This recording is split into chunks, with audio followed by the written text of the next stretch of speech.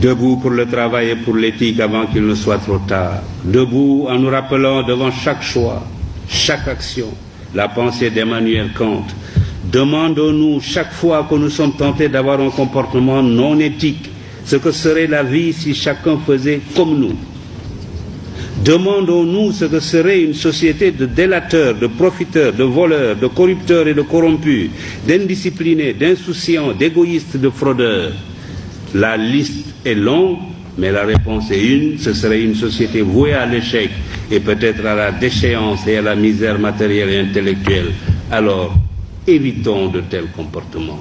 J'avais ajouté, déterminons-nous à débusquer, à écarter sans complaisance au besoin et à punir sans faiblesse ce qui ruine ce pays ou le desservent, les corrompus et les antinationaux, les roublards et les paresseux. Cultivons l'honnêteté et le courage au travail, que chacun au poste où il est, du ministre au planton, du chef d'entreprise aux manœuvres, considère comme reposant sur ses seules épaules le destin de la nation. Inventons un système qui ne récompensera désormais que la compétence, le travail et la probité. La vérité est que, à cette époque, j'avais constaté que le Sénégal avait fait, depuis qu'il avait accédé à l'indépendance, ensemble avec l'ancien Soudan français, 2 faux départs. Le premier a été constitué par la rupture de la Fédération du Mali.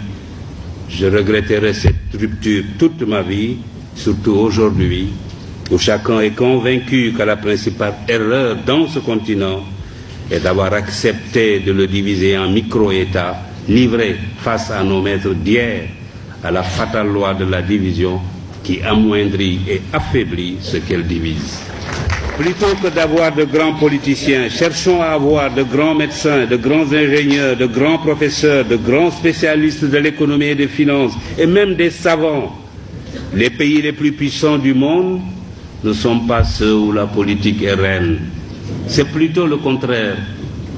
Les Marocains ne sont pas les seuls à se soucier de l'éducation, du travail et de l'éthique.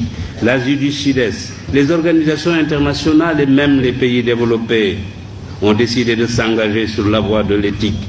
Des comités et des commissions commencent à se dresser un peu partout comme des sentinelles de la vigilance morale sur les routes de la recherche scientifique et technologique, de la gouvernance, de l'entreprise, du négoce, du sport et de toutes les activités humaines. Leur mission consiste à informer, éduquer, prévenir, enquêter, proposer des remèdes ou des sanctions aux organes compétents. L'éthique est désormais enseignée dans plusieurs universités, écoles et instituts. Il nous faut participer à ce mouvement. Il faut alors que dans nos institutions, dans nos organes, nos administrations, nos ateliers et nos bureaux, partout, suivre cet exemple. Il faut que triomphe l'éthique au Sénégal. L'université Cheikh Anta Diop doit donner l'exemple. Le pouvoir est fait pour servir. Il est passager. L'argent ne sert qu'à satisfaire les besoins. Au-delà, il est inutile. La deuxième condition du règne de l'éthique, c'est l'éducation.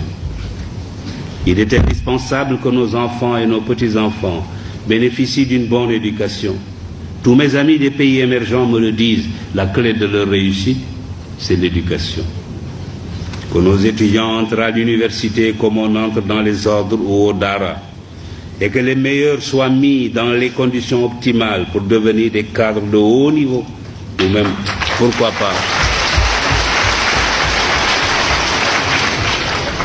pourquoi pas, comme je le disais tout à l'heure, des savants.